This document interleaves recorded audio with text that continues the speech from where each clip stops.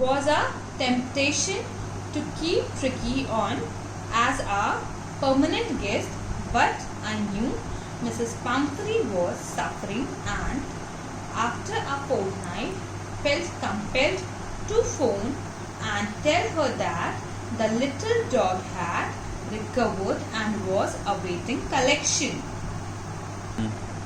It was an attractive to keep here Tricky as an permanent guest, but I was aware of it that Mrs. Pumphrey is suffering and after a fortnight. I called Mrs. Pumphrey to inform her that Tricky is recovered, so you can come and take him with you. Within minutes, about 30 feet of gleaming black metal drew up outside the surgery.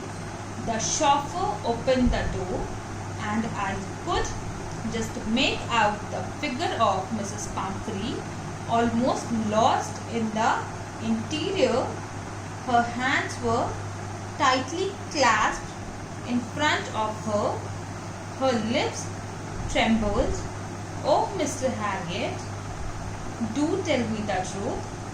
Is he really better?"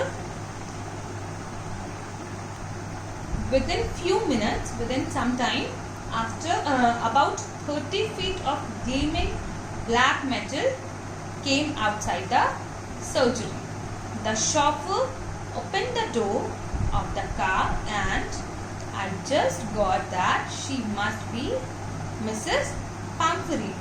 Her hands were tightly held together and her lips were shivering.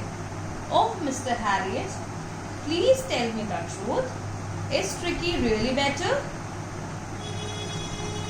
"Yes, he is fine. There is no need for you to get out of the car. I'll go and fetch him." "Yes, he is perfectly all right. There is no need to come out from the car. I'll go and take him."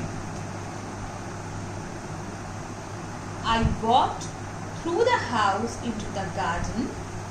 A mass of dogs was hurtling round and round the lawn, and their midst, ear flapping, tail waving, was the little golden figure of Tricky.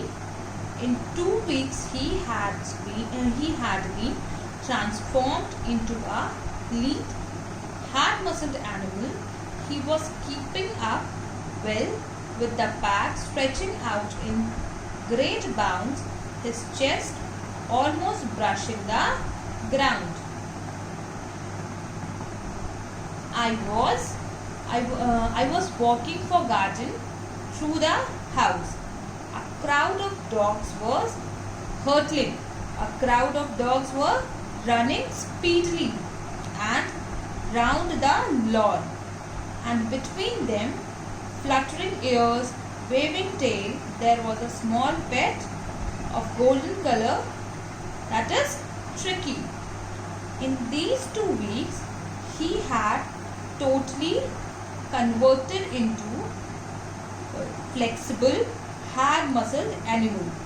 He was keeping up well with the mass of dogs, stretching out in a great leaps. His chest is almost touching the ground. I carried him back along the passage to the front of the house.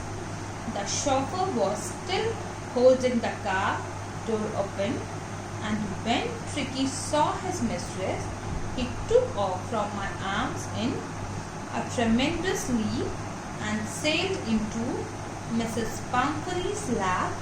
She gave a startled "oh" and then had to defend herself as he swarmed over her, licking her face and barking.